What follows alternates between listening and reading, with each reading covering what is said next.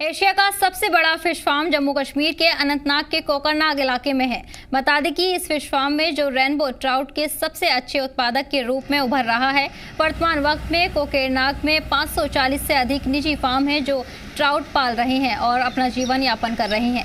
बीते कुछ सालों में यह कारोबार उभर के सामने आया है। फार्म के मुख्य परियोजना अधिकारी ने कहा कि फार्म अपने उत्पादन के लिए दुनिया भर में जाना जाता है। दरअसल रेनबो ट्राउट ठंडे पानी की मछली है और इसका तापमान 0 से 20 डिग्री सेल्सियस के बीच होना चाहिए। ये प्रोटीन से भरपूर होती है और रोग प्रतिरोधक क्षमता को बढ़ाती है। हर साल उसमें इजाफा होता रहता है। पिछले कुछ सालों में ट्राउट फिश, जिसे शाही भोजन माना जाता है, कश्मीर में आम लोगों तक पहुंचाने लगी है। बता दें कि 1984 में यूरोपीय आर्थिक समुदाय की सहायता से दक्षिण कश्मीर के कोकरनाग में एक ट्राउट पालन परियोजना स्थापित की गई थी और उसके बाद से इस कारोबार को चला आ रहा है।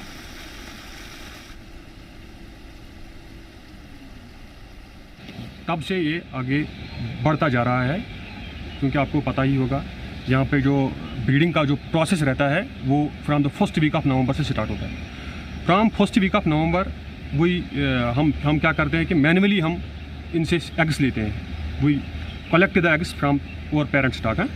हम पेरेंट स्टॉक से एग्स लेके बाद में हम उसको कलेक्ट करके उनसे हम सीड लेते हैं। सीड आपको पता ही होगा, फिंगरलिंग्स या ईयरलिंग्स जिसको कहते हैं, जो हम डिस्ट्रीब्यूट बाद में हम डिस्ट्रीब्यूट करते हैं प्राइवेट सेक्टर में। प्राइवेट सेक्टर की अगर बात करें, आपको पता ही होगा सर, आप बखूबी मालूम होंगे, जो डिस्ट्रिक्ट अनंतनाग में है, इसको फर्स्ट प्राइज़ भी मिला है एट नेशनल लेवल।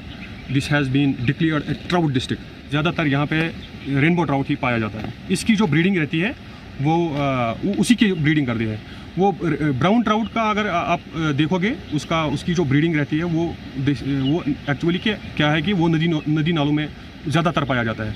उसकी जो आर्टिफिशियल ब्रीडिंग होती है वो सक्सेसफुल नहीं रहती है। So that is why rainbow trout, इसका साइंटिफिक जो नेम है ऑन्कोरिकस माइकस, इसी का यहाँ पे ब्रीडिंग